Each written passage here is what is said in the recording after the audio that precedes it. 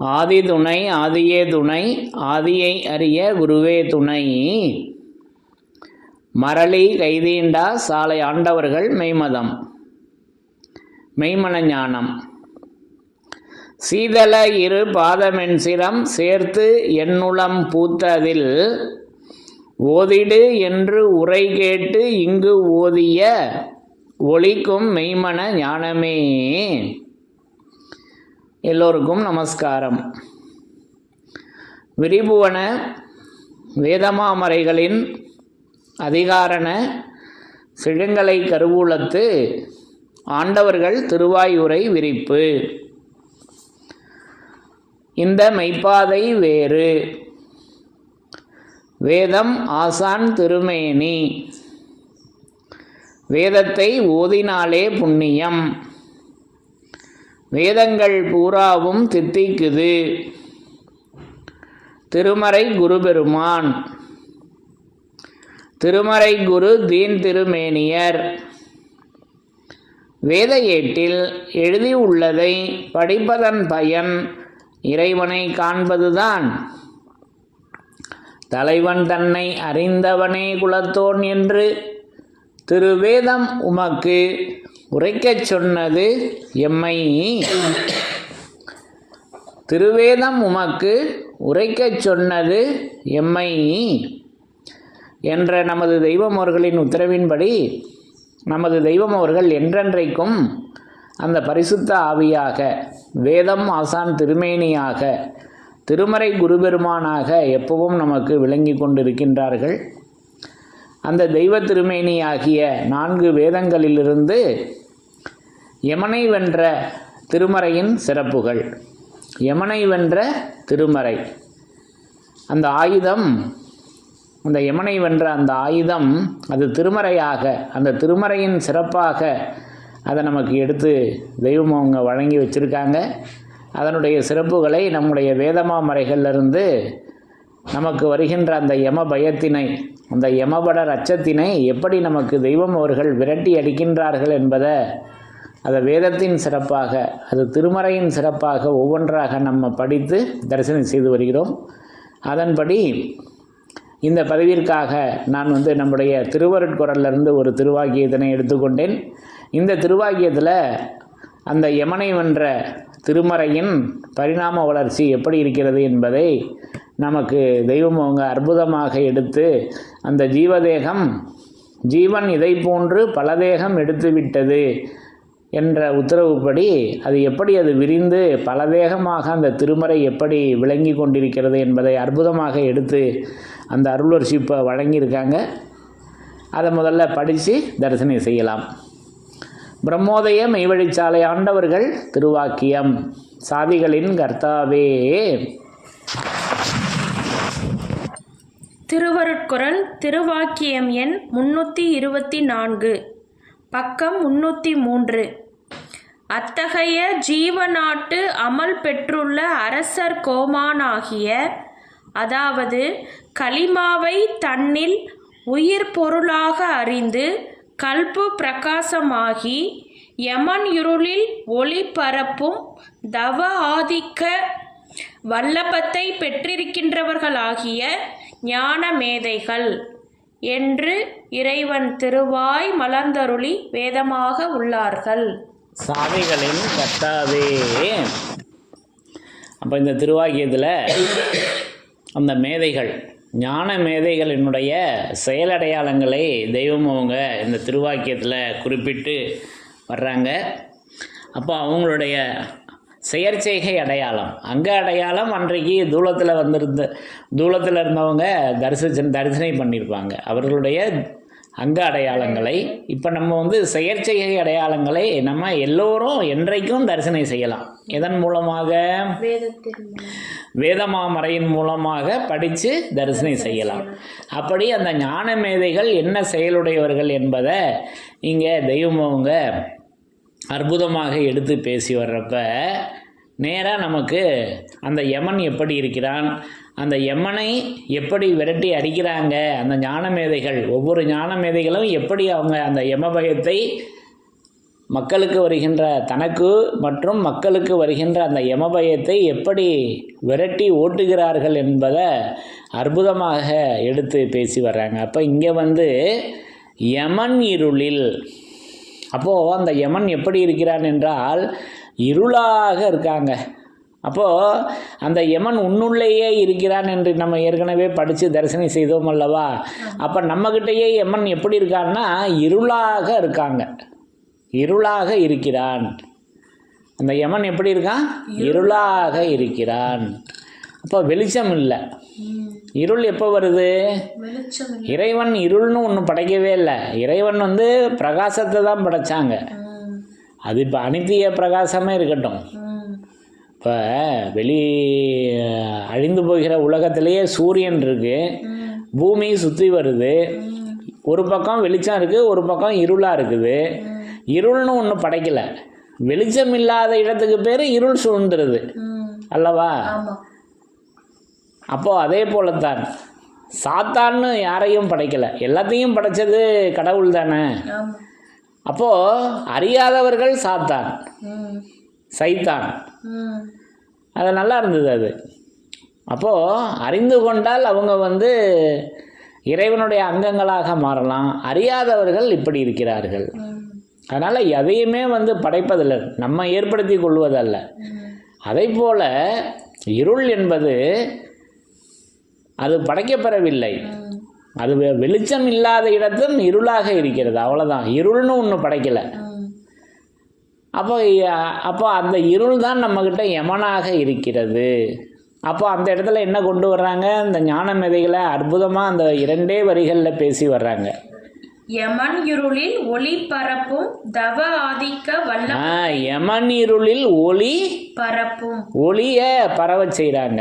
அந்த பிரம்ம பிரகாச தீ, அந்த வெற்றி தருகின்ற அந்த பூ போன்ற தீ இருக்கு அல்லவா, தன்மயமாக்கக்கூடிய, உலகத்தை வந்து ஹிம்சித்து தன்மயமாக்கக்கூடியது. இங்கே ஹிம்சியாது தன்மயமாக்கக்கூடிய அந்த பிரம்ம பிரகாச தீயினை அந்த இருளில் பரவ செய்தனும் இந்த இருள் மனம் பிரகாசமாக ஆகிறது.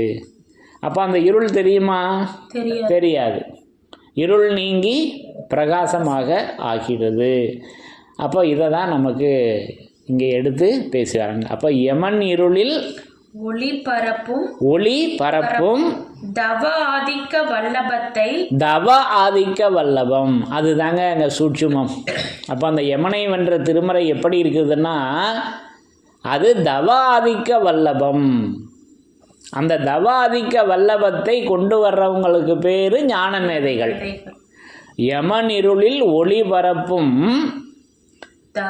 தவ ஆதிக்க வல்லபத்தை பெற்றிருக்கின்றவர்களாகிய ஞான மேதைகள் என்று இப்போ படித்த மேதைகளுக்கு இது விளங்கும். படிக்காத மேதைன்னு சொல்லுவாங்க, ஆனால் இப்போ படித்தாதான் மேதையாக முடியும் அல்லவா? வேதத்தை படித்தாதான் மேதையாக ஆக முடியும். இப்போ இதை படித்து ஆகிறாங்களே, ஏன்னா உலக கல்வியில் படித்து தானே டாக்டர் ஆகிறோம், படித்து தானே இன்ஜினியர் ஆகிறோம், படித்து தானே வக்கீல் ஆகிறோம். அப்போ அது போல் ஏன் படித்து தேவனாக ஆக முடியாதுன்னு நம்ம சொல்கிறோம். படித்து மட்டும் தேவனாக ஆக முடியாதுன்னு சொல்கிறோம். அப்போ அது பொருத்தமாக இருக்கா? இல்லையே. அப்போ படித்து தேவனாக ஆகலாம். ஆக இப்படி அந்த யமன் இருளில் ஒளி பரப்பும் தவ ஆதிக்க வல்லபம் வல்லபத்தை தவாதிக்க வல்லபத்தை பெற்றிருக்கின்ற ஞான மேதைகள் என்று பேசி வர்றாங்க. அப்போ அந்த ஞான மேதைகளினுடைய செயற்செய்கை அடையாளம் என்ன அப்படின்னா அது தவாதிக்க வல்லபத்தை தங்களுடைய திருக்கரத்தில் அவங்க ஏந்திருக்காங்க. திருக்கரத்தில்னாக்கா அவங்களுடைய கையிலையா அப்படின்னா அவர்களுடைய எண்ணமாகிய கையில், அவர்களுடைய எண்ணமாகிய கையில் அவங்க ஏந்தி வச்சிருக்காங்க. அந்த எண்ணத்தினை அவர்கள் அந்த ஆலவாய் மூலமாக எடுத்து வெளியாக்குகிறார்கள். அது அல்லவா அசல். அவங்க திருக்கரத்துலையும் நகல்லாம் ஒன்று வச்சுருப்பாங்க, அது அல்ல. இது வரைக்கும் அந்த பெரியோர்கள் ஒரு ஆயுதங்களையும் வச்சுருப்பாங்க. அது நகலாக ஒன்று வச்சுருப்பாங்க. அசல் வந்து அதை பேசி காண்பிக்கின்றார்கள். அவர்களுடைய ஆலவாயிலிருந்து அந்த வேதனாவிலிருந்து வருகின்ற அந்த அகமிய வல்லபமாக அது இருக்குது. அது வந்து தவ ஆதிக்க வல்லபம். அந்த தவ ஆதிக்க வல்லபம் பெற்றுள்ள ஞான மேதைகள். அப்போ அந்த தவ ஆதிக்க வல்லபம் அல்லவா யமன் இருளில் ஒளியை பரவ செய்யுது. அப்போ அது அல்லவா அந்த யமனை விரட்டுது. அப்போ அந்த வல்லபத்தை, அந்த தவாதிக்க வல்லபத்தை தங்களை சார்ந்தவர்களுக்கு அதை திருவேதமாக எடுத்து வழங்கிட்டாங்க. தவ ஆதிக்க வல்லபத்தை. அப்போ தவம் அது ஆதிக்கம், தவ ஆதிக்கம். அப்போது அது நம்ம ஏற்கனவே உயிராதிக்க பதவின்னு நம்ம பேசியிருக்கோம். உயிராதிக்க பதவி என்று நம்ம பேசியிருக்கோம். அப்போ உயிராதிக்க பதவி என்று நம்ம ஏற்கனவே படித்து தரிசனம் செய்திருக்கிறோம் அல்லவா. சர்வ வேதங்களினுடைய உயிராதிக்க பதவி 2 இடங்களில் வேதமாமறைகளில் வருது அல்லவா. இப்போ இதை நம்ம ஏற்கனவே இதே யமனை வென்ற திருமறையிலேயே நம்ம ஏற்கனவே பேசியிருக்கோம். திருமறையின் சிறப்புகள்லையும் இதை விரிவாக பேசியிருக்கோம் அல்லவா. அப்போ இங்கே வந்து தவ ஆதிக்கம். அப்போ நம்முடைய மாமா அண்ணா ஒருத்தர், அனந்தாதி தேவர் அண்ணா ஒருத்தருக்கு நாமமே தெய்வம் அவங்க எடுத்து வச்சுருக்காங்க. தவ ஆதிக்கம், மெய்வழி தவ ஆதிக்க அனந்தர் அப்படின்னு. அப்போது அந்த தவ ஆதிக்க வல்லபம். அப்போ தவம், அப்போ தவம் வேணுமே. அப்போ தெய்வம் அவர்கள் இன்னைக்கு அந்த யமனனுகா வல்லபத்தை இந்த உலக மக்களுக்கெல்லாம் தருவதற்காக அவங்க வான்கண்ணி விராட்தவத்தில் அமர்ந்திருக்கிறார்கள். இப்போவும் தெய்வம் அவங்க அமர்ந்திருக்காங்களே அல்லவா. வான்கண்ணி விராட்தவத்தில் அமர்ந்திருக்கிறார்கள். அப்போ அந்த தவத்தை நமக்கு வந்து மெய்நிலை போதத்தில் எடுத்து வழங்குறப்ப அங்கே வாடாத தவத்தினை வழங்குகிறார்கள். அந்த தவம் எப்படி இருக்கிறது என்றால் அது வாடாத தவம். அப்போ அது வந்து அந்த தவ ஆதிக்கம், அது வாடாத தவம். அது வாடாத தவம் அது இந்நூல் மெய்நிலையின் போதம் வழுத்தினன் மலையரசில் மதியரசி அருளாள். இப்போது மெய்நிலை போதத்துக்கு எப்பேற்பட்ட நாமம் கொடுக்குறாங்க பார்த்தீங்களா. வாடாத தவம் அது இந்நூல்.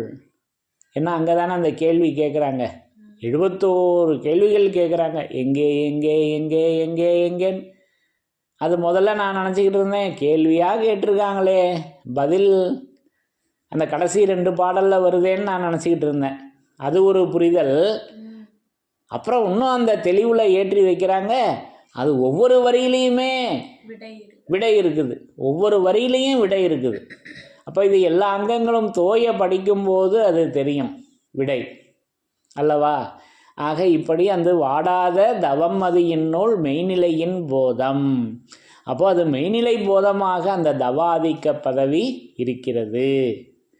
அந்த தவ ஆதிக்க வல்லபமாக இருக்கிறது. அப்போ அந்த வல்லபம்லாம் நம்ம படிச்சிருக்கோம் அல்லவா. அப்போ யமபடரை முறியடிக்கின்ற வல்லபம் பெற்ற ஒருவர் இருக்கிறார். அவர்களை தேடு, அவர்களை உன்மீது பிரியமாக இருக்க வைத்துக்கொள், அதுவே சொர்க்கம், அவர்கள் வெறுப்பு நரகம், இது ஒன்றே வேதம். அப்போ அந்த வேதம் அல்லவா வல்லபம். அப்போ வல்லபமான கலைகள் திரண்டு வரும் ஒரு பெருங்கிரணம் என்று சோடச நிலையில் அந்த வல்லபையின் வசம்படிந்த வாசம் என்றெல்லாம் நமக்கு தரணில் இல்லாத தனிச்செயற் பதியில் நிறைய பேசி வச்சுருக்காங்க. இப்போ வல்லபையின் வசம்படிந்த வாசத்தாலே நீக்கரிய மும்மலங்கள் பொடியும். ஆக இப்படியெல்லாம் அந்த தவ ஆதிக்க வல்லபத்தினை தெய்வம் அவர்கள் தங்களுடைய திருக்கரத்தில் ஏந்தி எப்பவும் இருக்கின்றார்கள்.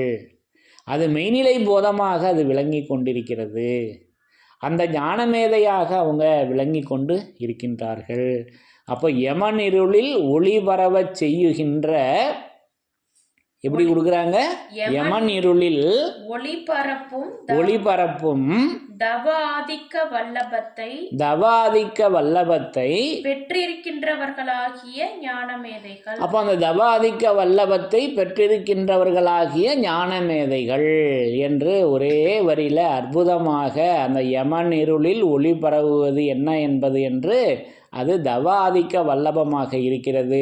அந்த தவ ஆதிக்கம் அது மெய்நிலை போதமாக, அது திருமறையாக, திருவேதமாக, அது நூலாக விளங்கி கொண்டிருக்கிறது. ஆக இப்படி ஒவ்வொரு இடங்களிலும் நமது தெய்வம் அவர்கள் நான் இப்படி அந்த இறை சொரூபமாகிய திருவேதமாக விளங்கி கொண்டிருக்கின்றேன். வேதம் ஆசான் திருமேனியாக, திருமறை குருபெருமானாக, திருமறை குரு தீன் திருமேனியராக, திருமறை குரு தீன் திருமேனியராக, மெல்லிய மினுகிய திருமேனியராக நான் விளங்கி கொண்டிருக்கின்றேன் என்பதை இப்படி நமக்கு ஒவ்வொரு இடங்களிலும் நிரூபணை செய்து இருக்கின்றார்கள் என்பதை இப்படி நான் விளங்கி கொண்டேன் என்று கூறி யமனை வென்ற திருமறையின் சிறப்புகள் தொடரும். தலைவன் தன்னை அறிந்தவனே குலத்தோன் என்று திருவேதம் உமக்கு உரைக்கச் சொன்னது எம்மை. யமனை வென்ற திருமறையின் சிறப்புகள் தொடரும். எல்லோருக்கும் நமஸ்காரம்.